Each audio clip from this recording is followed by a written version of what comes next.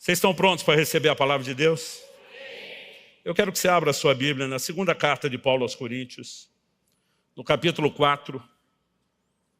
E nós vamos ler a partir do verso 16 até o 18.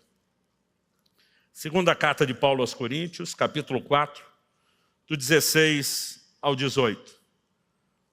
Não pretendo falar novidades nesse lugar hoje, especialmente para os da casa, mas espero ser um instrumento de Deus para despertar seu coração. Há momentos onde, por meio do ensino, nós ajudamos as pessoas a compreender princípios. Há momentos onde, por meio da pregação, a gente empurra elas a praticar aquilo que elas já conhecem. Eu espero combinar um pouco das duas coisas hoje, de pregação e ensino. Segundo aos Coríntios, capítulo 4, de 16 a 18, diz: por isso não desanimamos. Pelo contrário, mesmo que o nosso ser exterior se desgaste, o nosso ser interior se renova dia a dia. Porque a nossa leve e momentânea tribulação produz para nós um eterno peso de glória, acima de toda a comparação. Na medida em que não olhamos para as coisas que se veem, mas para as que não se veem. Porque as coisas que se veem são temporais, mas as que não se veem são eternas. Meu Deus, declaramos plena dependência no Senhor, na ação do Teu Espírito Santo nesse lugar. Nós oramos que não apenas a Tua palavra flua, provocando e despertando fé no coração do Teu povo, mas nós oramos por um ambiente profético, com a marca do sobrenatural. Declaramos que este é um ambiente de curas, de milagres, milagres de provisão, milagres de restauração familiar. Declaramos que este é um ambiente onde o destino profético de muitos será destravado. Declaramos que este é um ambiente de céus abertos e de intervenção angelical, para a glória de Deus, em nome de Jesus. Amém. Bom, o apóstolo Paulo fala sobre não desanimar. E de vez em quando eu digo, que um dia alguém me perguntou, é possível chegar a esse ponto de ser indesanimável? E de acordo com a declaração de Paulo, é possível viver acima do desânimo. E ele ainda diz, pelo contrário. O contrário de desanimar é você se manter muito animado. É a despeito de qualquer circunstância você se mover de forma diferenciada. Ele vai falar de uma tribulação que ele chama de leve e momentânea. Mas ele fala também de um peso de glória. E quando você tem de um lado a expressão peso e do outro a expressão leve, é porque Paulo está fazendo alusão à balança romana. Aquela onde o peso padrão estava num prato e no outro se colocava, até que se equilibrasse aquilo que você queria entender pelo padrão. Ele diz que tribulações não pesam no prato, são leves, porque são momentâneas. Mas do lado de lá tem um peso de glória que é eterno, não é momentâneo, não é passageiro, pesa mais. E ele começa a nos ensinar como descompensar essa balança. Quando os momentos de tribulação chegam, ele diz, na medida em que não olhamos para as coisas que se veem, mas para as que não se veem. Porque as que se veem são temporais, mas as que não se veem são eternas. Há uma atitude que você pode, voluntária, intencionalmente, escolher, adotar no seu estilo de vida, é onde você coloca os seus olhos. Eu quero ter uma conversa sobre fé e eu quero intitular essa mensagem hoje de Olhos de Fé. Aos 15 anos de idade, cheio do Espírito Santo, meu coração gritava pelo sobrenatural. Encontrava dentro de mim, em algum lugar, encontrava assim aquela harmonia, aquele coro com o grito de Gideão, que é feito das maravilhas que nos contaram nossos pais. Eu era aquele tipo de gente que eu amava ler história de avivamento, biografia dos homens e mulheres de Deus que tiveram experiências com o Senhor, mas eu dizia, Senhor, eu não quero viver só da história do passado e da história dos outros. Eu quero experimentar na minha vida aquilo que o Senhor pode. O Senhor não mudou, o Senhor ainda é o mesmo. Ainda que as experiências não sejam exatamente iguais, eu posso ter as minhas próprias, que outros também não vão ter, e eu tinha uma fome por isso. E eu fui muito despertado por um livro, que eu parei de contar quantas vezes eu li na de número 17. Com certeza eu li mais de 20 vezes esse livro, chamado Vinho Novo é Melhor. É a biografia de um sul-africano chamado Robert Tom. E até hoje, a publicação de décadas da Editora Vida tem na contracapa a mesma chamada. Essa é a história de um homem que viu o invisível, acreditava no incrível e recebia o impossível. Eu lembro que um dia alguém falou, olha, parece que você tem uma fome por milagre, leia esse livro, e aquilo me provocou. E eu comecei, de alguma forma, buscar esse caminho. Eu sabia que as manifestações do Espírito Santo são essenciais na nossa vida e em certos ambientes, mas eu descobri que quando você aprende a se mover em fé, você não depende de ter um ambiente profético, você não depende de ter uma pessoa ungida movendo nos dons, você pode acessar diretamente a fonte e trazer o sobrenatural para a sua vida. E eu sei que esse é um ambiente profético e do fluir dos dons, onde muita coisa vai acontecer. Mas você pode ver o da direita receber, o da esquerda receber, o da frente receber, o de trás receber, e você ficar se questionando. E comigo? Mas se não acontecer nesse ambiente, você pode sair daqui também com o coração não só cheio de fé, mas de entendimento de como você pode acessar o sobrenatural para si mesmo. Então eu comecei a aprender bem cedo a importância de andar em fé. O que o apóstolo Paulo está falando aqui é sobre fé. Se você olhar, por exemplo, o verso 13, nós começamos a ler no 16. No 13 ele diz, tendo, porém, o mesmo espírito de fé, como está escrito, eu criei, por isso falei, também nós cremos e por isso também falamos. Há uma atitude correta, alinhada à ação do Espírito Santo, que é chamado nas Escrituras do Espírito da fé, que pode mudar completamente a minha e a sua caminhada. Mas nós precisamos entender o que é fé. Nós precisamos entender como ela opera. Porque muitas vezes nós estamos tentando crer sem saber exatamente o que é a fé. Eu já vi muito crente na hora da oração fazer cara de fé. É careta. Ele está orando, ele faz força, ele geme, de alguma forma ele tenta externar alguma coisa. Mas a verdade é que eu e você precisamos compreender exatamente o que é a fé e a natureza da fé. Em Hebreus, no capítulo 11, no verso 1, nós temos uma das melhores definições de fé que a própria Escritura apresenta. A fé é a certeza das coisas que se esperam e a convicção das coisas que não se veem. Você pode repetir comigo? Diga, convicção das coisas que não se veem. Em 2 Coríntios 5:7, o apóstolo diz, visto que andamos por fé e não por vista. Aliás, ele está falando isso logo depois, a gente lê os últimos versículos do capítulo 4, logo depois ele vai de novo falar de fé, assim como falou antes. E diz, visto que andamos por fé e não por vista. Eu aprendi, baseado nessas declarações principais de fé, que a fé é um passo no escuro, que você não precisa enxergar nada. Mas à medida que o tempo passava e eu ia estudando a Bíblia, eu comecei a entender, eu falei, não, a fé não é um passo no escuro. A fé parece um passo no escuro para quem está nos assistindo dar o passo de fé.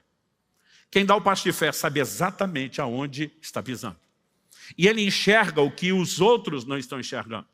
Então, se por um lado a Bíblia fala que fé é a convicção do que não se vê, por outro lado, eu e você precisamos entender o que a palavra de Deus diz a respeito de Moisés. Em Hebreus capítulo 11, verso 27, a Bíblia diz que Moisés ficou firme como quem vê o invisível. Ou seja, a fé, ela ignora a visão natural das coisas e ela tem a sua própria visão. É por isso que eu quero usar aqui a expressão olhos de fé. O apóstolo Paulo está falando de uma escolha, não atentando nós nas coisas que se veem com o olho natural, mas atentando naquelas que não se veem. A palavra atentar aqui, ela significa literalmente fixar os olhos, colocar, ajustar seu foco. Aliás, a NVI traduziu isso. Não fixando os olhos nas coisas que se veem, mas sim naquelas que não se veem. Ué, se não se veem, como é que nós fixamos os olhos? Não são os olhos naturais, são os olhos da fé. E eu e você precisamos entender exatamente como isso funciona. Porque muitas vezes as pessoas estão pensando, não, Deus está me chamando a não enxergar nada. Não, Deus está te chamando a enxergar algo diferente do que os seus olhos naturais veem. E essa é a natureza da obra da fé. A fé tem uma confissão, a fé tem obras, mas a fé também tem uma visão. E eu quero que você vá comigo para o livro de Gênesis, no capítulo 15. A Bíblia se refere várias vezes a Abraão como sendo o pai da fé. O Novo Testamento apresenta isso. Paulo, escrevendo aos Romanos, escrevendo aos Gálatas, ele vai falar a respeito de Abraão como pai da fé. Na verdade, em Romanos, no capítulo 4, ali nos versos 11 e 12, a Bíblia diz que Abraão deixou pegadas de fé, ou seja, um modelo para que eu e você possamos seguir. Então, Abraão, ele não apenas é uma boa referência. Nós podemos olhar para ele da perspectiva do Antigo Testamento e dizer que ele é a referência, e não apenas uma boa referência sobre o que é andar em fé. E a Bíblia nos mostra um momento onde Deus fala com Abraão. Abraão tinha uma promessa. O tempo está passando e as coisas não estão acontecendo. Quando já descobriram que a maior parte das promessas de Deus não são instantaneamente cumpridas. Quem já percebeu na prática? E a Bíblia começa, Gênesis capítulo 15, a partir do verso 1, dizendo assim, depois desses acontecimentos, A palavra do Senhor veio a Abrão numa visão, dizendo, não tenha medo, Abrão, eu sou o seu escudo e lhe darei uma grande recompensa. Verso 2, Abrão respondeu, Senhor Deus, que me darás, se continuo sem filhos? Tipo, o que o Senhor falou não cumpriu ainda. E o herdeiro da minha casa é o Damasceno Eliezer. Então, Abraão continuou, tu não me deste descendência, um servo nascido na minha casa será o meu herdeiro. Eis que a palavra do Senhor veio a ele. Diga comigo, a palavra do Senhor veio a ele. Gente, o fundamento da fé é a palavra de Deus. Romanos 10:17 diz que a fé vem por ouvir e ouvir a palavra. Tem muito crente frustrado, dizendo, eu tentei crer, mas ele inventou o que ele queria crer. Ele não teve uma fé despertada pela palavra de Deus.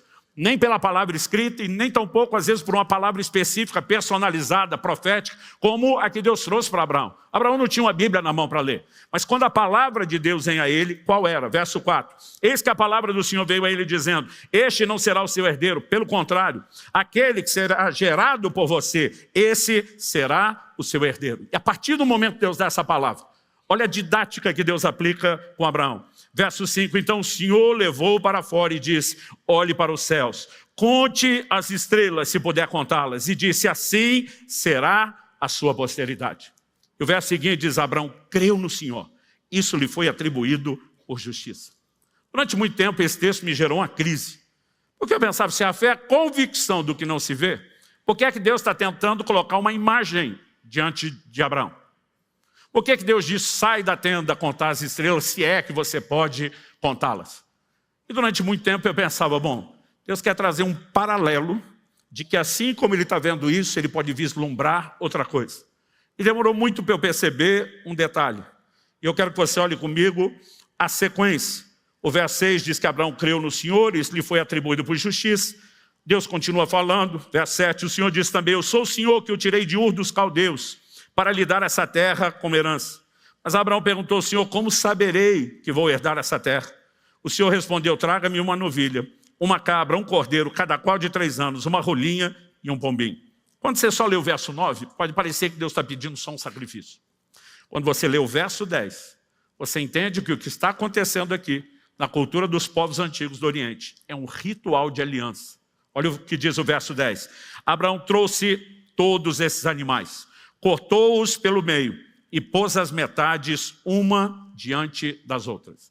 Esse é o detalhe, cortar pelo meio, colocar as metades uma diante da outra. Em Jeremias 34:18, Deus diz assim, farei com os homens que transgrediram a minha aliança e não cumpriram as palavras da aliança que fizeram diante de mim, o mesmo que eles fizeram com o bezerro que cortaram ao meio para passar entre as duas partes. Quando você vê o profeta Jeremias falando da parte de Deus, o rito de aliança, Deus está dizendo, eles cortaram, andaram entre as partes e não cumpriram, eu vou fazer com eles a mesma coisa. Eu vou romper a minha aliança porque eles não sustentaram a deles. Evidente que isso era um rito de aliança. Então, o verso continua e diz assim, as aves, porém, não cortou pelo meio. 11, aves de rapina desciam sobre os cadáveres, porém Abraão as enxotava. Ele está tentando preservar o cenário. E ele diz, eu vou entrar numa aliança com Deus nesse lugar. Agora olha o verso 12.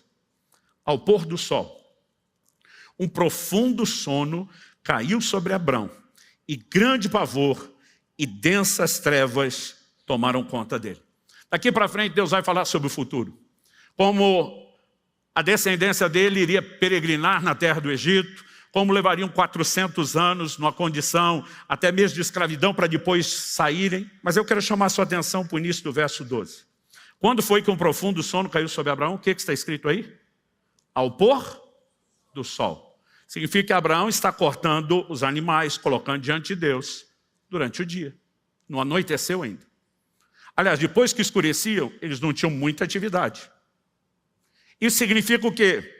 Que pouco tempo antes, quando Deus está dizendo para Abraão, sai da sua tenda, olha as estrelas do céu, é dia e não noite. Quando ele sai, não tem estrelas se vêem com os olhos naturais. Mas ele sabe, pela lembrança da noite, que as estrelas aparecem até em lugares certos.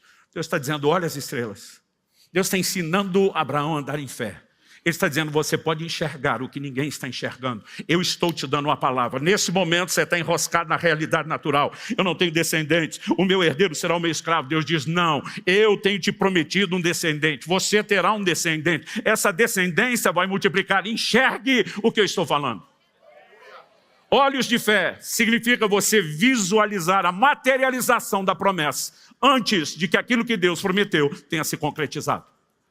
Normalmente nós não vamos entrar no lugar daquilo que Deus tem falado se não passarmos por esse processo. É bonito olhar para Abraão e chamá-lo de o pai da fé. Mas como eu disse, Romanos 4,12 diz que ele deixou pegadas de fé. E há momentos onde eu e você vamos ter que sair de dia da nossa tenda. A ideia é sair da tenda, todo mundo imagina, de noite está dormindo. Mas às vezes o sol durante o dia era tão insuportável que eles precisavam de abrigo e de sombra. Alguém outro dia falou, mas a conversa pode ter começado de manhã, porque essa turma acordava antes do nascer do sol. Falei, é verdade. Mas não há nada no texto que deixe isso explícito. E toda a dinâmica me faz acreditar em algo que eu não preciso pregar como doutrina. O que aconteceu com Abraão pode ser só um exemplo. A gente pode tratar isso como possibilidade. Mas quando você olha para as Escrituras, é um fato. Nós precisamos aprender a enxergar aquilo que Deus falou e ainda não se materializou. E normalmente você enxerga primeiro para materializar depois. Qual era a crise de Tomé? Tomé está dizendo, se eu não ver a marca dos cravos, se eu não colocar a mão, eu não creio. Jesus aparece depois e diz, Tomé, bem-aventurados os que não viram e creram, porque a crença não depende da vista. E eu e você somos chamados a esse lugar de bem-aventurança, que a gente não precisa tocar primeiro uma promessa cumprida. Nós podemos vislumbrar antes, nós podemos crer antes e cooperar com Deus, gerando, gestando, até dar à luz o cumprimento daquela promessa. Nós somos chamados a andar em fé, isso é um privilégio. Alguns acham complicado. Eu acho emocionante poder cooperar com Deus. Eu acho emocionante poder andar de mãos dadas com Ele, vendo histórias após histórias, onde eu e você podemos mudar as circunstâncias. Agora, o que eu e você vamos precisar entender? A fé tem uma visão. Quando a Bíblia fala do próprio Abraão, vamos lá para Romanos, a releitura que o apóstolo Paulo faz a respeito do patriarca. Romanos capítulo 4, de 19 a 21. Começar no 18. Abraão esperando contra a esperança, creu. Diga comigo, esperando contra a esperança. Creu. Não, vamos botar vontade nesse creu aí, gente. Esperando contra a esperança. Creu. Para vir a ser o pai, não só de uma pessoa, não só de um herdeiro, pai de muitas nações, segundo lhe havia sido dito, assim será a sua descendência. A fé, ela se fundamenta numa palavra de Deus, lembre disso.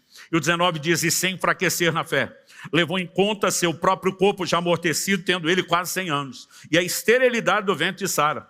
Não duvidou por incredulidade da promessa de Deus, mas pela fé se fortaleceu, dando glória a Deus, estando plenamente convicto de que Deus era poderoso para cumprir o que havia prometido. Abraão olhava para o seu corpo e o corpo dizia, já era, você não tem condições. Quando era novo já não pôde, porque sua mulher era estéril. Agora que você também tem um problema, está esperando algo acontecer. Abraão não ignora essa realidade. Ele não está dizendo isso aqui é mentira. Mas eles se apegam à verdade que é muito maior. Mas eu tenho a palavra de Deus. E uma promessa de Deus é o suficiente para mudar todas as coisas. Há sempre um intervalo entre a promessa de Deus e o seu cumprimento. Alguns às vezes não sabem lidar com a dinâmica do intervalo e enfraquece. A Bíblia diz que em vez de enfraquecer, ele se fortaleceu. Como? Dando glória a Deus. Eu acho que cada vez que ele olhava demais no espelho e as coisas começavam a dizer não dá, ele entrava naquele lugar de adoração. Senhor, eu quero te louvar porque o Senhor é o Deus quando promete, cumpre. O Senhor não pode mentir. A tua palavra é poderosa. Para o Senhor não há impossíveis. E de alguma forma, quando a carne está gritando, olha para a circunstância, o lugar que vai te desanimar, o Espírito dele estava dizendo, não deixe sua fé enfraquecer. Olhe para Deus, olhe para aquele que é fiel, olhe para aquele que cumpre a sua promessa. E essa dinâmica toda nos é apresentada para inspirar a mim e a você, querido, a agir da mesma forma. Só que não está apenas para que a gente saiba quem foi Abraão. A minha e a sua vida precisa ser inspirada por isso. Desde a minha adolescência eu comecei a tomar decisões de confiar em Deus, mas principalmente em momentos onde tinha uma palavra de Deus. Isso não significa que em qualquer coisa, não, eu vou crer que vai ser do meu jeito. Eu tive uma experiência interessante, acredito que isso aconteceu em 2011, talvez 2012. Chega uma época da vida que a gente já não lembra o ano. Fica que nem aquelas pesquisas eleitorais, com percentual de 2 para mais, de 2 para menos. Então, vamos jogar entre 2010 a 2013. Eu acho que foi 2012. Kelly e eu tínhamos nos proposto a fazer uma viagem para a Índia, né? E estaríamos participando de uma viagem missionária com o intuito de apoiar um projeto missionário. Mas eu lembro que era um momento assim, de muito desafio. Nós estávamos numa época que era, na nossa vida, muito mais de semeadura do que colheita. E eu lembro que estava assim, já uns 40 dias para a viagem. E eu não tinha ideia de onde poderia ter recurso para fazer aquela viagem. Nós faríamos a viagem no mês de agosto, né? Para chegar à Índia, a gente tinha que ter conexões pela Europa, né? Agosto, julho, agosto, é verão, tanto na América como na Europa, é alta temporada, tudo caro. Eu lembro que na época, né, essas passagens minha e da Kelly davam assim, para não dizer R$8.500, era alguma coisa, R$8.496. Eu lembro que um dia um missionário entra em contato comigo lá da Índia e diz, cara, ainda não planejei as coisas, porque eu estou esperando você emitir a passagem. Eu falei, então, eu não sei se eu posso ir. Ele falou, por que não? Eu falei, cara, até agora eu não tenho a menor condição de emitir a passagem, eu não sei como vai ser isso. Eu lembro que do outro lado ele falou, se você me disser que tem uma palavra de Deus para não vir, eu respeito e desmarco. Agora, se você não tem uma palavra de Deus para não vir, não me venha com essa conversa mole, porque você é um homem de fé. Você me inspirou a vida inteira com história e testemunho de fé, então não venha com essa de... E eu fiquei com raiva do jeito que ele falou comigo. Eu já estou me dispondo aí, estou bancando tudo, e o camarada ainda vem me dar de dedo, e eu fui orar de raiva, senhor, estou aqui só para dizer, e aí? Mas quase que pedindo de dar uma palavra para eu não ir. O Espírito Santo falou assim, eu coloquei no seu coração fazer a viagem. Não há motivo para que você desista. Falei, então manda o recurso primeiro. Quando eu falei isso, o Senhor falou, essa ideia de ter primeiro e gastar depois é muito boa e sábia. E você vai continuar usando isso na sua vida financeira pessoal. Ele falou, mas quando eu te mando fazer algo, você obedece. Você não estabelece o padrão e as normas. Eu entendi na hora. Falei, o senhor está mandando eu ir? A responsabilidade é sua. Gente, eu não consigo explicar a fé. Eu brinco que a fé é um surto. Porque, de repente, não tem razão que te segura mais. Eu simplesmente passei a mão no telefone. Na época, acionei uma agência. Falei, pode emitir as passagens. E eu dei o cartão de crédito pensando, como é que vamos fazer isso? A gente resolve depois. Gente, eu lembro até hoje. Sexta, 13 de junho. Sexta-feira seguinte, dia 20 de junho, estava pregando em outro estado, e uma pessoa me procura no final da reunião e diz, pastor, eu te acompanho muito, mas é a primeira vez te acompanho à distância que eu venho te ouvir pessoalmente. Mas ele falou, na verdade, não vim aqui apenas para te ouvir. Eu viajei uma boa distância, apesar do senhor estar no meu estado, porque Deus me incomodou com algo. Ele me disse, senhor, tem uma viagem para fazer. E que era para eu cooperar com o senhor nisso. Quando ele está falando, já dentro de mim um sorriso, eu penso, mais uns 10 desses está resolvido. Ele falou, mas eu não tinha o dinheiro comigo para te entregar agora. O senhor se importaria de me dar os dados bancários? Eu, na hora, falei, claro, que banco o irmão prefere? Teve uma época da nossa vida, gente, não tinha PIX, gente, não tinha TED, a gente tinha que ter conta em tudo quanto é banco para facilitar e não perder o momento. Eu olhei para ele e falei, que banco você prefere? Diz, banco tal seria melhor, está aqui, agência tal, número tal. Ele deixou o contato, o telefone dele comigo, voltei.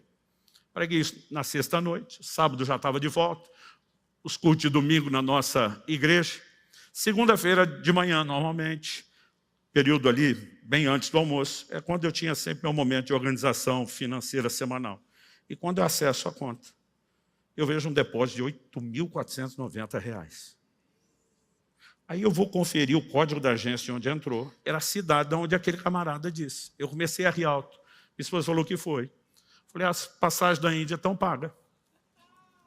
Ela, como assim? Falei, entrou um depósito de R$8.490. Falei, faltou R$6, nós só vamos pagar R$6. Meus filhos estavam voltando da escola e Israel viu isso na hora de entrar e falou, pai, deixa que os 6 eu pago. Para que ele veio com o dinheiro, eu falei, filho, dá 5 para o papai dizer que pagou pagou alguma coisa. Eu estava falando isso, o telefone toca. Quando o telefone toca, eu atendo. Era o irmão da tal cidade. Ele falou, pastor, o senhor já olhou a conta? Eu falei, já olhei. Ele falou assim, eu estou te ligando porque eu estou curioso. Eu falei, curioso com o quê? Ele falou, acertei o valor? Eu quero saber se Deus realmente falou comigo. Eu falei, na verdade, morreu por 6. Era 496. Eu falei, a próxima Deus... Porque ele falou, Deus me disse não chegava em 8.500. Eu falei, a próxima vez que Deus falar que não chega, arredonda para cima, filho, 8.499. Eu fui tirar a onda sem esperar o que vinha. Ele falou, pastor, devem ter te informado que na venda dos seus livros ficou um troco de R$10, que não era de compra de livro, que era uma oferta para o ministério. Falei, me avisaram. Ele falou, 10 é meu, minha margem estava ali. Eu posso passar o dia te contando histórias de ver circunstâncias sendo mudadas em algum momento onde você diz, eu não olho para a circunstância, eu vou olhar para aquele que tem falado, que tem prometido, que é fiel, que tem o poder de fazer o que ele quiser. Quando eu desliguei aquele telefone e emiti a passagem, falei para Deus, eu não te ajudo, se puder eu te atrapalho. Falei, eu podia lançar um desafio na igreja, eu tenho vários irmãos que cooperariam comigo, eu falei, eu não conto essa história para ninguém, eu não vou deixar que ninguém fique sabendo que eu preciso, e se eu puder, eu ainda atrapalho. Porque a fé, ela entra num lugar de convicção. Deus fará. A emoção é que você nunca sabe como e quando. E toda hora tem uma surpresa. Gente, eu acho emocionante andar por fé. Mas quando eu e você entendemos que a fé tem uma visão, isso faz toda a diferença. Você lembra de Números 13 e 14? 12 espias são enviados para observar a terra da promessa. 10 deles voltam com um péssimo relatório. Porque eles estavam olhando só a circunstância. A terra é boa. Realmente mana leite e mel. Mas, e aí vem a reticência, mas tem gigante. Eles habitam em cidades fortificadas. As cidades fortificadas estão nos altos dos montes. Traduzindo, a terra é boa, mas é impossível a gente acessá-la. Ué, se nós temos uma promessa, como que seria impossível? Josué e Caleb batem o pé do outro lado e diz, conversa é essa? Ausentou-se deles, falando do gigante, a sua defesa, a sua segurança, o Senhor está conosco, nós vamos consumi-los como pão. Gente, uma geração inteira, a Bíblia diz, eram 600 mil homens de guerra, de 20 anos de idade para cima, que puxavam da espada alistado no exército. 600 mil homens, só 2 dessa geração inteira entraram na terra prometida, Josué e Caleb. A promessa não era só para os 2, era para todo mundo. Só que Hebreus 3,19 explica, vemos que não puderam entrar por causa da sua incredulidade. A incredulidade, ela anula a concretização da promessa de Deus na vida de qualquer um de nós. Nós precisamos entender que ter uma palavra de Deus não significa que você espera sentado, você interage, você crê, você coopera, você participa. Foi o que Deus disse para o próprio Abraão, Gênesis 18:19. O Senhor diz, eu escolhi para que Ele ordene sua casa, seus filhos depois dele, para que guardem o caminho do Senhor, pratiquem a justiça e o juízo, para que o Senhor faça vir sobre Abraão que tem falado a seu respeito. Deus está dizendo, eu prometi, sim, eu vou cumprir, sim, mas você, Abraão, vai ter que fazer a sua parte, porque Deus não costuma trabalhar sozinho. Primeira carta de Paulo a Timóteo, capítulo 1, verso 18, de acordo com as profecias que foram ditas a teu respeito, o combate firmado nelas, o bom combate. Como é que você luta por isso? Você tem um posicionamento, dizer, Deus falou, eu vou crer, eu vou cooperar com Deus. Quando as circunstâncias me apresentarem um cenário diferente, eu me recuso fixar os olhos nisso, eu vou colocar os olhos naquilo que Deus prometeu. E essa é a forma de você cooperar e lutar junto com Deus para mudar as circunstâncias.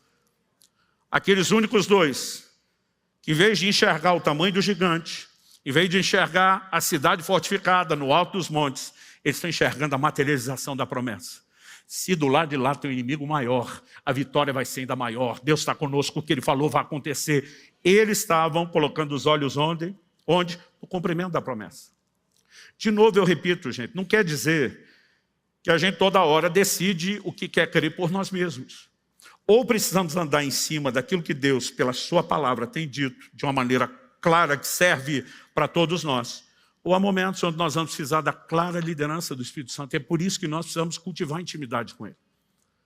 Eu me lembro de uma situação, quando ainda morava em Guarapuava, e eu já saí de lá há 23 anos, então vamos falar de 25 anos para mais.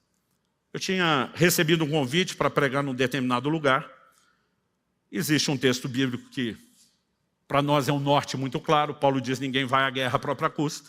A gente nunca deixa ninguém que vem nos servir bancar as suas despesas. Tem que ter uma situação de uma palavra de Deus muito específica. Eu não tinha a menor condição de bancar a viagem, nem para passeio, quer dizer, ficar saindo atender os outros. Eu sabia que quando chegasse lá, eles iriam me reembolsar as despesas. Só que eu não tive coragem de dizer para o pastor que me chamou que eu não tinha dinheiro para ir. Eu fiquei com vergonha. Era um momento de desafio nosso financeiro, pessoal, tínhamos dado alguns passos que envolviam alguns sacrifícios e eu tinha decidido, pelo bem das minhas economias, não trabalhar com crédito. Então não tinha naquele momento de aperto, tinha cartão de crédito, tinha cheque especial, tinha nenhum tipo de crédito. E eu fiquei com vergonha, e eu comecei a orar e falei, Deus, eu podia ter falado com esse homem, mas eu fiquei com vergonha e ainda estou com vergonha. Não tenho coragem de ligar e pedir para ele dar o reembolso da despesa antes de eu ter a despesa. Eu falei, eu prefiro confiar no Senhor. Eu estou fazendo a sua obra, eu não estou indo para passeio, eu conto com a sua provisão. E eu comecei a orar. Os dias foram passando, nada acontecia. As semanas foram passando, nada acontecia. O dia da viagem está chegando. E eu lembro que minha esposa falou, e aí, como será? Era o domingo, minha viagem era na quinta. Eu falei, amor, até esse domingo, eu estava esperando que alguma coisa acontecesse sozinho. A partir de agora, de hoje até o almoço da quinta-feira, eu vou esperar que Deus use alguma pessoa, alguma situação fora do contexto. Ela falou, se não acontecer, você vai ligar? Eu falei, não. Se não acontecer, eu entendo que Deus vai usar alguma pessoa de outro lugar. Mas eu me recuso a ligar. Eu escolhi confiar em Deus, mas eu tenho uma convicção sobre isso diferente de outros momentos. Parece que eu sei que era exatamente o que eu tinha de fazer. Eu lembro que no almoço da quinta-feira ela diz, e aí, alguma coisa aconteceu? Eu falei, ainda não. Aí disse, como é que vai ser? Eu falei, eu vou te deixar na escola, eu trabalhava numa escola no período da tarde, e a hora que eu te deixar, eu já vou para o caixa eletrônico. E eu só saí de lá com o dinheiro. Eu lembro que eu cheguei no banco mais ou menos 1h30, tirei o saldo, 0. A gente brinca que hoje em dia só estar zerado no banco já é prosperidade. Não estando devedor, mas não resolvia meu problema. Falei para Deus, eu vou te dar um tempinho mais, porque eu tenho que resolver umas coisas da viagem, daqui a pouco eu volto. Voltei 2 horas, voltei 2h30. Quando cheguei ali já perto das 3, falei para Deus, nem saio mais. Quando estava dando perto de 3 horas, perguntei para um funcionário do banco, falei, paga para ficar tirando saldo impresso aqui? Falei, saldo não, extrato sim. Porque eu já estava com um calhamaço de saldo. Eu guardei isso um tempão, toda hora eu consultava. Na época não tínhamos a possibilidade de visualizar isso online. Aí o camarada olha para mim e fala, mas de onde vem o dinheiro que você está esperando? Eu penso, bicho encherido, o que ele tem a ver com isso? Acho que ele viu assim minha reação, linguagem corporal, que ele falou, não, é porque dependendo da cidade de onde vem, no interior os bancos fecham às 3 e não às 4. Então talvez eu não receba mais dinheiro. Eu falei, fica tranquilo que o dinheiro chega hoje. Eu não fazia ideia. Eu falei, como é que eu vou explicar para ele que eu não sei de onde vem o dinheiro? Gente, 10 em 10 minutos eu tirando o saldo, zerado. Quando faltava 1 minuto para as 4. E eu tirei o saldo, zerado. Falei para Deus, agora é um atrás do outro, já que não paga mesmo. Quando eu tirei o próximo, e eu me arrependo de não ter guardado isso. Durante muito tempo ficou, mas de repente, quando te dá aquelas manias de não ser acumulador e limpar, eu acabei jogando muito papel fora, e eu joguei esse troféu junto, porque eu tinha aquele calhamação. 4 horas, 0 minuto, 22 ou 23 segundos. O valor exato que eu precisava para viajar, tinha acabado de entrar. Eu peguei o cartão, saquei o dinheiro, e antes de sair ainda mostrei para o funcionário, assobiando um Deus é fiel. Sabe? Mas o interessante é quando eu voltei da viagem, eu fiquei curioso, de onde veio esse dinheiro? Então, na época, a gente não tinha esse acesso online. Fui na agência bancária e pedi a um funcionário, falei, eu preciso muito saber de onde veio o dinheiro que entrou na minha conta. Pelo menos a procedência. Aí a pessoa falou, eu vou dar uma olhada aqui no seu extrato. Falou, olha, esse código é da cidade de tal. É uma cidade, né, de interior pequena, de um estado onde eu tinha pregado. Eu pensei, eu só passei lá uma única vez, só tive lá uma vez. Não conheço mais ninguém. Ninguém tem meu número de conta. Peguei, liguei para o pastor onde eu tinha pregado lá. Falei, por acaso, você fez um depósito na minha conta semana passada? Ele falou, fiz, mas não esperava que você descobrisse que fosse eu. Eu falei, por que não? Ele falou, pastor, eu fiquei com vergonha. Aconteceu uma coisa aqui interessante.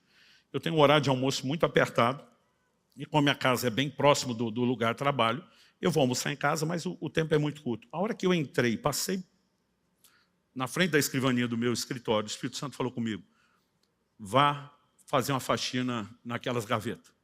Eu falei, senhor, eu mal tenho tempo. E o Espírito Santo dizia, vá fazer isso agora. Eu comecei a tirar aqueles papéis que você olha, o que está aqui, não precisa. Daqui a pouco eu olho uma folha com o controle do material de venda dos seus livros, de 1 ano atrás. Acho que era mais de 1 ano. O que isso ainda está fazendo aqui? Já foi 1 ano de Subiraveio. Amassei e joguei no lixo. Quando joguei no lixo, o Espírito Santo falou, pega. refaça todas as contas. Ele falou, e quando eu fiz as contas, eu descobri que nós fizemos um acerto errado e faltou o dinheiro. E eu fiquei com vergonha de ligar um ano depois e contar a história. Pensei, só vou pagar e fica tudo certo. Como é que o senhor descobriu que fui eu? Falei, esse é um outro passo. Deixa eu te fazer outra pergunta. Na sua cidade o banco não fecha às 3? É uma cidade pequenininha. Ele falou, fecha. Eu falei, que hora você foi fazer esse depósito? Ele falou, pastor, eu fui ali antes da 1 mesmo. Eu falei, você fez no caixa eletrônico? Ele falou, não, eu tenho um amigo que é funcionário do banco e eu deixei com ele para ele fazer. Mas ele provavelmente deve ter feito isso depois que fechou o banco. Eu falei, ele fez depois que fechou o banco. Falei, como é que você sabe? Eu falei, porque eu estava plantado do lado do caixa eletrônica desde a hora do almoço, com a convicção de que na hora do almoço Deus resolveria o meu problema. E aquilo não se resolveu até as 4 horas. Quando eu contei, ele ria. Eu falei, a próxima vez que Deus te mandar depositar um dinheiro, vá na boca do caixa, não seja preguiçoso. Aí eu contei para ele como eu tinha descoberto. Eu posso passar horas contando história atrás de histórias, de como temos visto Deus mudar circunstâncias. E sabe, nós precisamos tomar uma decisão de viver no sobrenatural. Eu vou repetir, eu amo ambientes como esse, coisas extraordinárias vão acontecer nessa conferência. Mas você não precisa disso para ter milagre. Isso aqui é um plus, é um algo mais, cada um de nós tem acesso direto. Cada um de nós pode acessar a Deus por meio do nome de Jesus. Eu fico doido, às vezes, com o pastor, alguém chega, pastor, o senhor pode orar por mim? Porque eu sou o mais chegado do homem lá de cima. Falei, pronto, agora temos outros mediadores além de Jesus. Gente, cada um de nós, pelo nome de Jesus, pelo sangue de Jesus, pode entrar com ousadia no Santo dos Santos. Nós podemos orar e ser ouvidos. Você sabe o que significa orar em nome de Jesus? Você está agindo sob procuração. Quando você ora em nome dele, é como se fosse ele orando.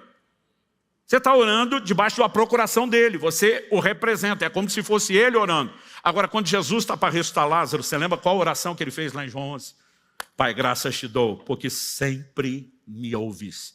Eu penso, peraí, se Deus sempre ouve Jesus, e quando eu estou orando no nome dele, é como se ele está orando, como é que eu não vou ser ouvido? O problema de alguns de nós, que a gente fica terceirizando, dizendo isso é para alguns poucos privilegiados. Não, meu querido, é para quem tem fé. Agora, você vai ter que fortalecer a sua fé, você vai ter que aprender a andar em fé. E sabe, tem crente que reclama, pai, apareceu o problema, apareceu isso.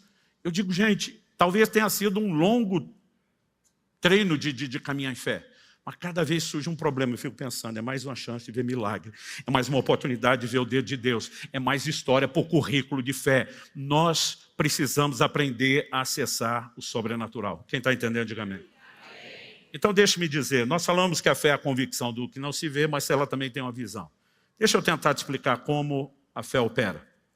Abra sua Bíblia comigo, no 2º livro de Reis, no capítulo 6.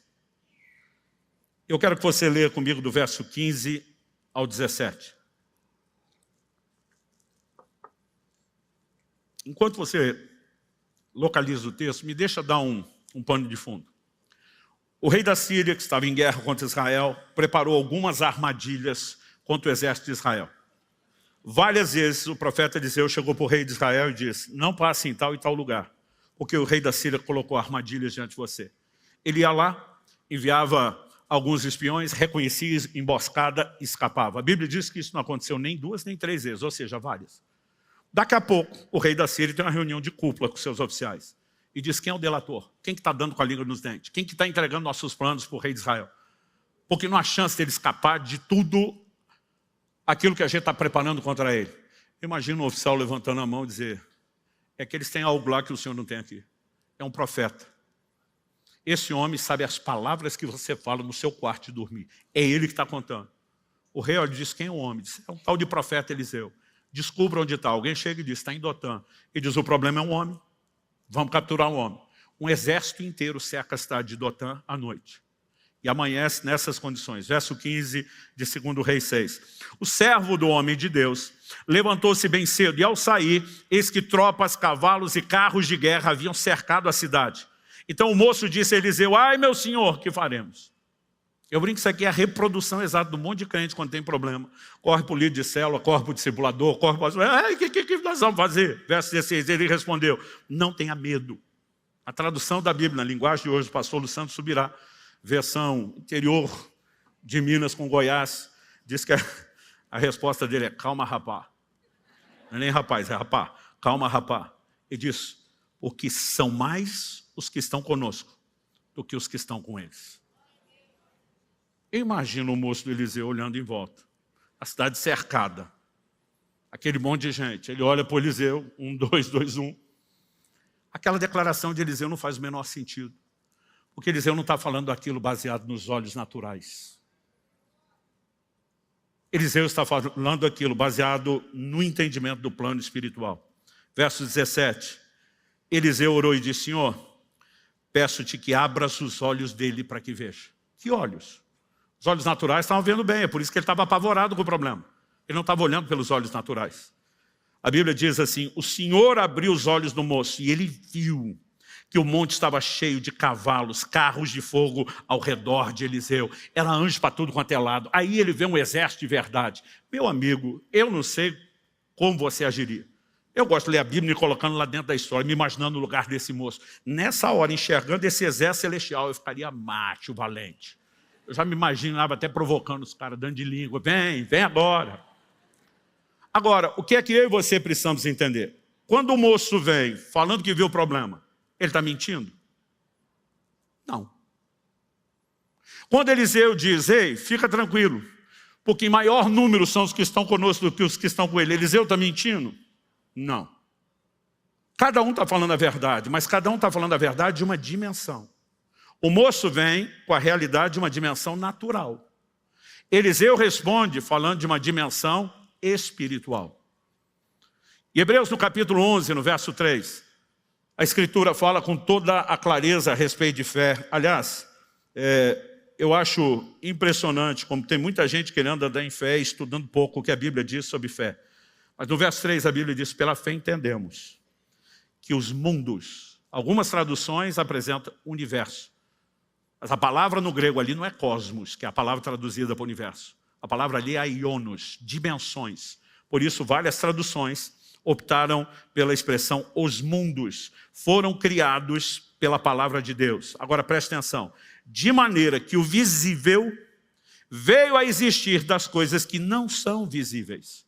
Os mundos foram criados. Mundo espiritual, mundo natural. Agora, mundo espiritual vem primeiro. Mundo natural vem depois. Tudo que existe e é visível aos nossos olhos foi criado a partir do que é invisível. Isso significa o quê? Que o mundo invisível é mais real do que o natural, porque foi ele que deu origem ao natural. O problema é porque está fora da dimensão dos sentidos, a gente não toma consciência da realidade dele. E aqui está o nosso problema.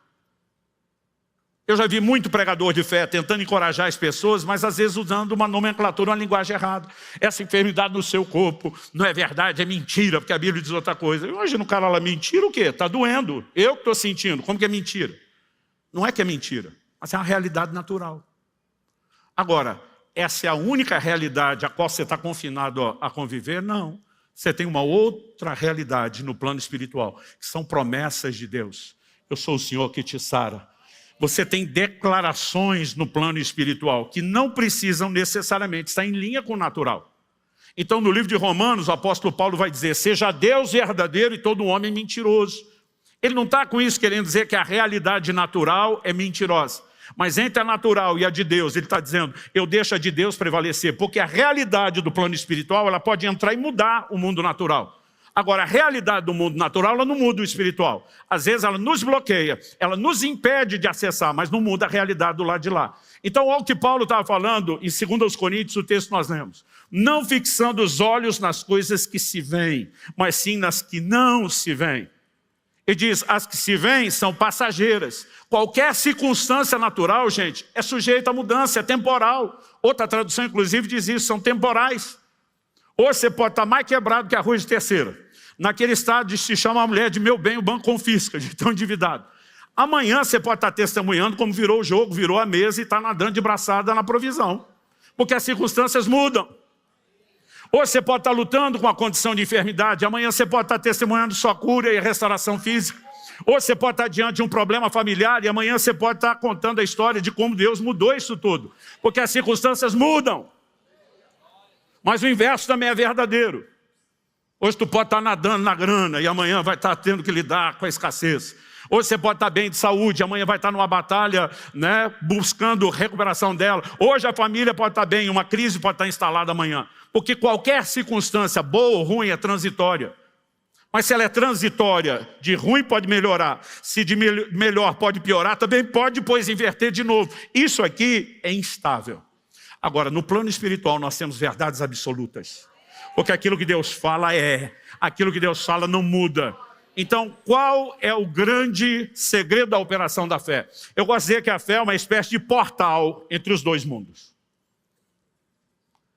E aí você está aqui no mundo natural. E você, em vez de começar a olhar só essa realidade, você ativa a fé. E pela fé um portal se abre. E você começa a enxergar a realidade do lado de lá. Mas a fé não te dá apenas a capacidade de enxergar além do portal. Ela te permite passar pelo portal, agarrar a realidade do plano espiritual do lado de cá, trazê-la pelo portal e suplementar sobre o natural e mudar a realidade do reino natural. Aquele moço chega e diz, a situação está ruim. Eliseu diz para você que só está vendo natural. E aí Eliseu disse, Senhor, abre os olhos desse menino. Ele nunca vai entender se ele não vê aquilo que eu estou vendo. Deixa eu te dizer, pessoas que mudam realidade são pessoas que enxergam o que os outros não estão enxergando. Agora, nós precisamos estar afinados com Deus.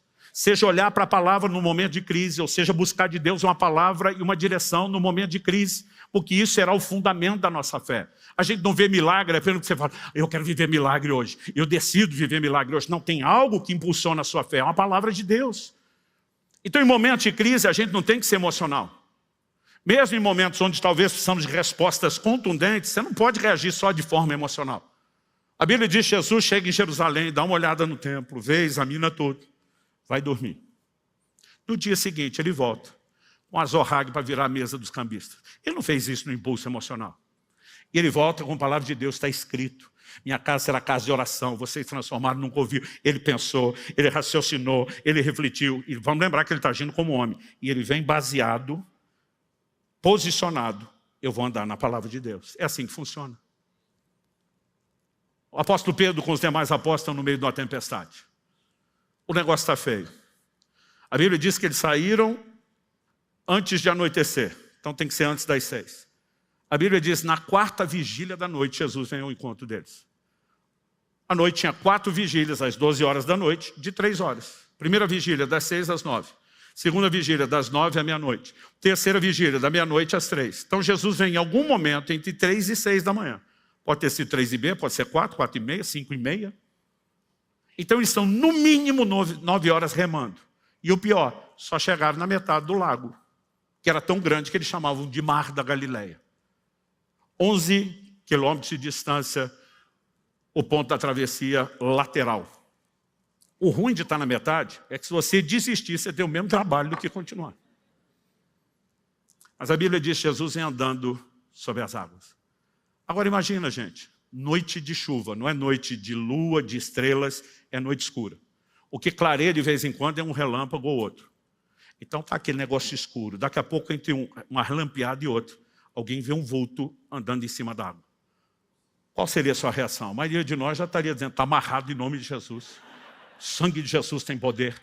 A Bíblia diz que eles gritaram apavorados, dizendo, é um fantasma. Você já percebeu que a maioria de nós está sempre esperando notícia ruim? O telefone toca de madrugada, o coração dispara. Porque tem que ser tudo menos uma coisa boa. E no momento que a turma começa a gritar, Jesus diz, não tema, sou eu. No momento Jesus diz, sou eu, o Pedro, sempre o Pedro. Que fala pensando e pensa falando. Diz para Jesus, se és tu, manda-me ter contigo. Jesus diz, vem. As pessoas dizem que Pedro andou sobre a água. Isso é uma maneira muito simplista de dizer. Pedro andou sobre a palavra do Senhor Jesus. Pedro sabia que não podia pisar na água. Ele falou, mas se é o Senhor, se você que é o meu Senhor se move por cima das tempestades, dos problemas da vida, eu fui chamado para andar com você, para seguir o seu modelo, para seguir o seu padrão. Eu quero me mover por cima também. Então me chama. Jesus diz, vem.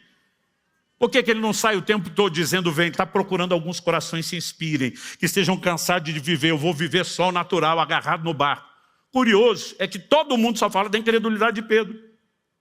Porque Pedro afundou. Eu digo, meu amigo, Pedro andou 2 vezes sobre a água. A ida e a volta. Porque quando ele está indo, a Bíblia diz que ele tira os olhos de Jesus e começa a olhar para o tamanho da onda e a força do vento. Eu gosto de dizer que fé é olhar para Jesus na hora da tempestade.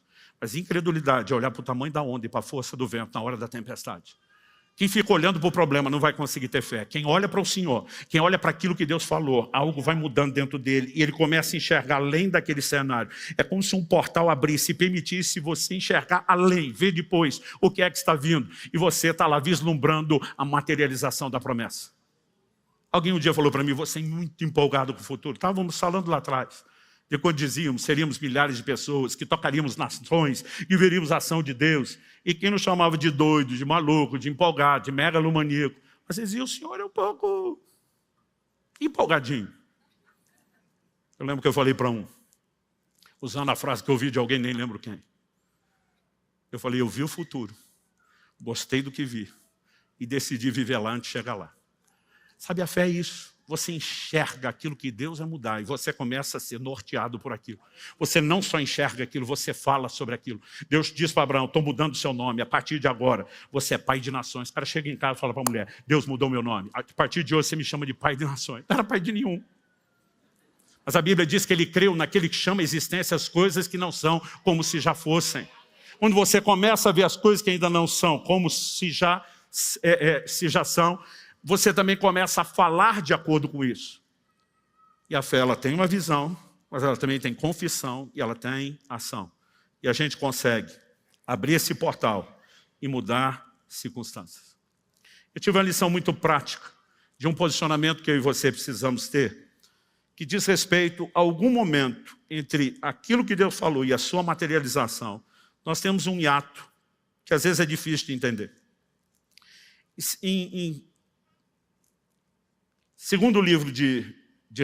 Primeiro livro de Reis, no capítulo 17, a Bíblia diz que o profeta Elias, ele está sendo cuidado por Deus de uma forma sobrenatural.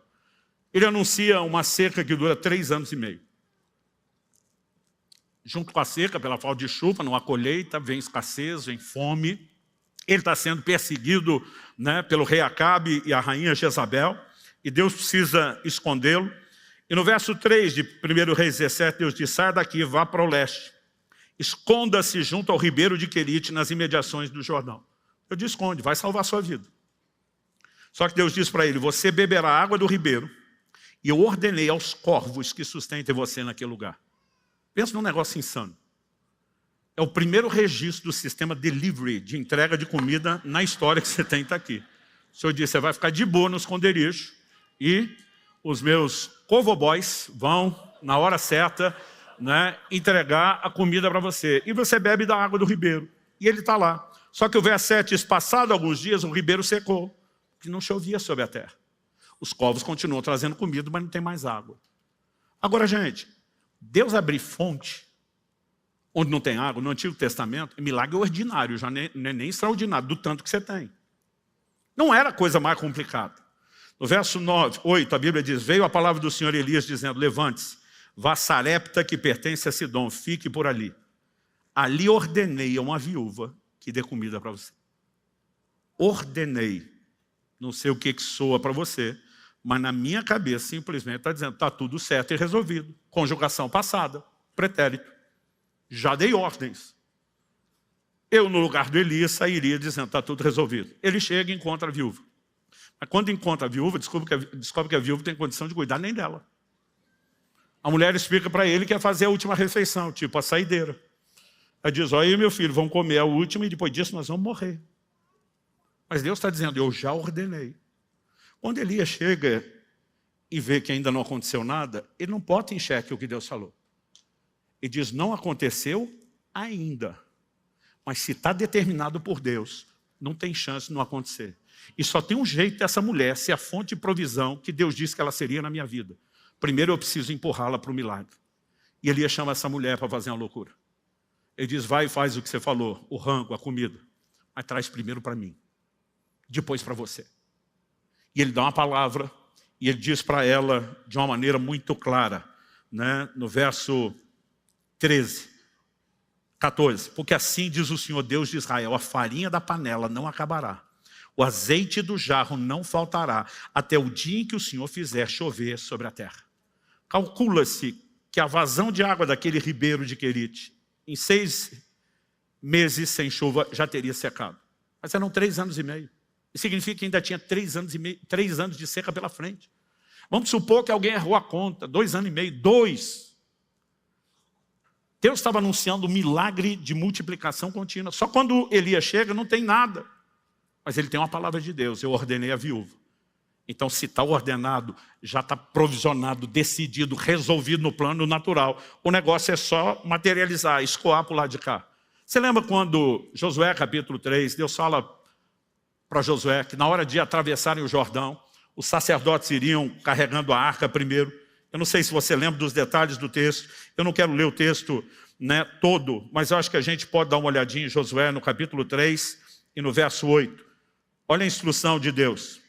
Portanto, você dará uma ordem aos sacerdotes que levam a arca da aliança, dizendo: quando chegarem às margens das águas do Jordão, parem ali. Então Josué disse aos filhos de Israel: venham cá, ouçam as palavras do Senhor. Ele falou: vocês vão saber qual é a aliança que o Senhor fez, né, com vocês. No verso 11 ele diz: eis que a arca da aliança do Senhor de toda a terra vai passar o Jordão na frente de vocês. 13. Quando as plantas dos pés dos sacerdotes que levam a arca do Senhor, o Senhor Deus, o Senhor de toda a terra, tocarem as águas, elas serão cortadas. A saber, as águas que vêm de cima se amontoarão. Quando é que elas seriam cortadas? Quando os sacerdotes colocassem a planta dos pés nas águas. E aí lá vem os sacerdotes. E quando eles colocam a planta dos pés nas águas, Deus que prometeu cumpre o que Ele prometeu. E Ele cortou as águas. O problema é que a Bíblia diz que as águas foram cortadas numa cidade chamada Adã. 30 quilômetros acima do ponto onde eles estão passando. E no momento que eles botam a planta, Deus cortou. Só que ninguém viu nada. Eu imagino um sacerdote olhando para o outro. E deixa-me dar uma palavra para os líderes que estão presentes aqui. Não adianta você querer levar o povo para um lugar que você ainda não entrou. Nós temos que ser os primeiros a entrar. Nós temos que ser o primeiro a pisar, os primeiros a acreditar. E as pessoas vão vir conosco. Agora ficar esperando que o povo entre para você e depois, talvez você precisa pensar se está no lugar certo, liderando ou não as pessoas. Mas quando eles pisam, não dá para continuar. Cortou ou não cortou? Todo mundo está dizendo: Deus disse que ia cortar, mas nós não estamos vendo. Mas Ele falou. Ele falou. E daqui a pouco as águas começam a baixar. Eu não sei por que Deus faz isso. Ele podia ter cortado na frente deles. Mas de vez em quando Deus sai de um jeito. Eu não falei que ia cortar. Você só confia e espera. Às vezes leva um tempo entre o corte das águas e até que elas escoem para que a gente passe.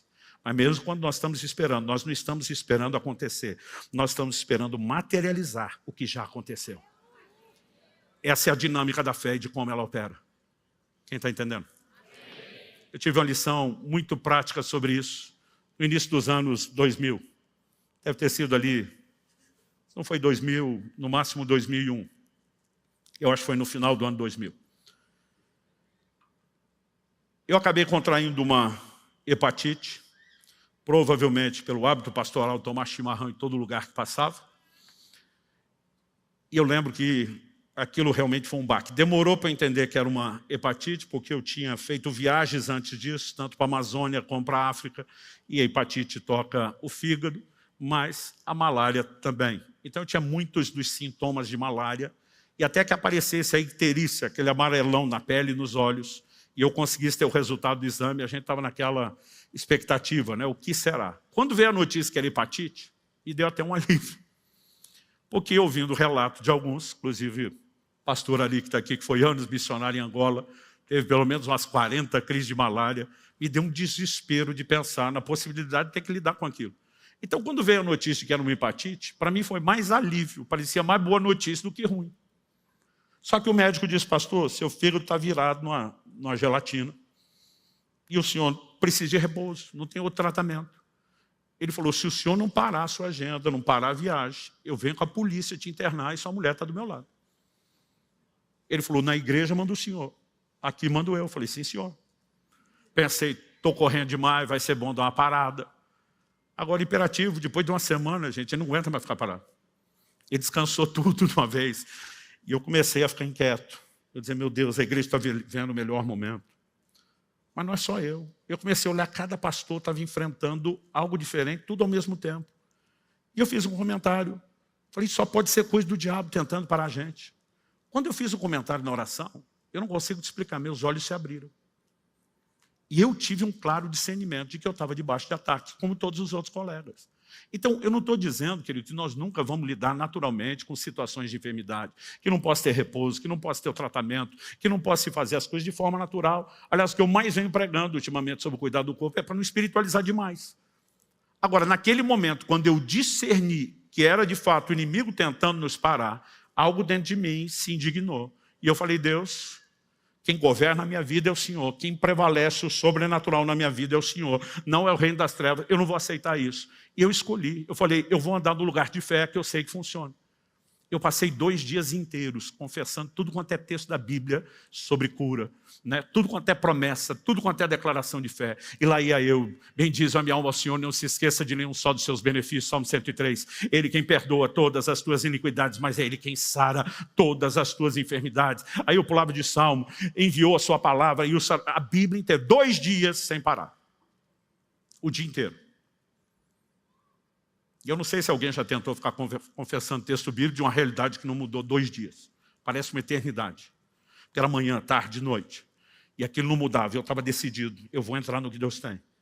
Na segunda noite, enquanto dormia, tive um sonho. Acordei, não sei se foi na hora que eu tive o sonho, mas acordei lembrando nitidamente do sonho. No sonho eu ia ao banheiro. Eu sei que é chato falar disso, mas não consigo achar uma versão mais clássica e polida para falar disso no púlpito, mas uma das coisas que mais me incomodava na hepatite, quem teve costuma concordar com isso, não era a icterícia, o amarelão da pele dos olhos, é a cor da urina que fica escura. E cada vez que eu urinava, eu olhava aquilo e dizia, estou tudo estragado por dentro. Era uma coisa horrível o sentimento. Só que no sonho, eu ia ao banheiro e observava a cor da urina que estava clara. E no sonho eu dizia, Deus me curou. E a prova está aí que a cor da urina mudou. Nesse momento, eu acordo com aquela lembrança vívida, eu dou glória a Deus na cama. E eu falei, é isso, Deus está falando comigo, Ele me curou. Gente, levantei, fui para o banheiro, urinei, e a cor da urina, aleluia. Estava escura. Imediatamente, o que é que você faz? Tira os olhos de Jesus, bota na força do vento, no tamanho da onda. E eu falei, empolgou demais. A Bíblia diz que quem tem sonho, conte como sonho. Você já quis acreditar que era uma palavra de Deus. A evidência de que não é, está aí. Gente, eu voltei para o quarto, parecia um orangotango. Tão desanimado assim, que já ia arrastando a mão para o chão. Me joguei na cama. Falei, cara, larga a mão de ser bobo, aceita que dói menos. Daqui uns dias você melhora. Desisti naquele momento. A hora que eu desisti, o Espírito Santo falou comigo. Eu te mostrei a realidade do reino espiritual. E você está escolhendo olhar para o natural. Deixa eu te dizer de novo, o que muda o posicionamento de fé é uma palavra. Naquele momento Deus está dizendo, não olhe para a cor da urina que você viu no vaso. Olhe para aquela que você viu no sonho, foi eu que te mostrei. Eu enlouqueci. A fé deixa a gente surtado. Eu peguei uma jarra de mais de 2 litros de água, enchi, comecei a tomar um copo atrás do outro. Falei, diabo, você tentou me desanimar e estava conseguindo, mas nós vamos para o segundo round, maluco. Eu falei, eu vou encher o tanque, nós vamos ver se tem urina, continua escura. E tão logo eu consegui encher o tanque, fui esvaziar no banheiro, a urina estava clara. Essa hora que o diabo fala, também com o tanque de água que bebeu. Mas nunca mais ficou escura. A icterícia, o amarelão começou a sumir ao longo do dia. No final do dia eu apareci lá no consultório do médico, ele era da igreja. Ele costumava dizer, pastor, essas coisas que o senhor conta aí no púlpito só acontece com o senhor. Conosco, os meros mortais, não. E eu lembro que eu apareci, sabia exatamente o horário da última consulta, e avisei a secretária dele, não fala que estou chegando. Eu falei, está atendendo alguém? Não. Bati na porta, abri, ele me olha assustado. O que o senhor está fazendo aqui? Veio estar em casa repousando. Falei, o senhor mandou eu ficar em repouso, a menos que eu aparecesse com uma daquelas histórias que eu conto no púlpito. Ele me olha e fala, não. Eu falo, sim. Não, sim, não, sim. Aí ele veio, falou, a icterícia sumiu dos olhos, da pele. Eu falei, a cor da urina melhorou primeiro, antes do que isso. Ele apalpou e disse, não está inchado seu fígado como estava antes? Como você está sentindo? Eu falei, doutor, estou com vontade de comer tudo. Porque você fica com o fígado meio alterado, o apetite é afetado. E a partir daquele momento, não houve mais sinais. Agora, o que eu entendi entre o sonho e a urina mudar de verdade? Que no momento do sonho, eu já tinha pisado com a planta das águas. Mas as águas não tinham cordas todas. E muitos de nós desanimamos aqui. É por isso que a Bíblia diz, Abraão não se enfraqueceu na fé. Ele ficava olhando e diz, eu vi as estrelas do céu. Quando todo mundo só estava enxergando o sol, eu sabia que estava lá. Eu criei na palavra dele, é só uma questão de tempo. Isso vai escoar para o lado de cá. Uma das coisas mais emocionantes que eu descobri depois da salvação é que nós podemos viver o sobrenatural, porque decidimos, escolhemos andar nesse lugar. Eu repito, vai ter muita ação de Deus, mover do Espírito Santo, operação dos dons. Eu creio que nós vamos ter milagres que vão ser produzidos por intervenção direta dos anjos. Eu não sei se você sente isso, mas tem um cheiro de sobrenatural nesse lugar. Mas se não acontece nada no ambiente, você pode provocar isso, entrando nesse lugar de fé.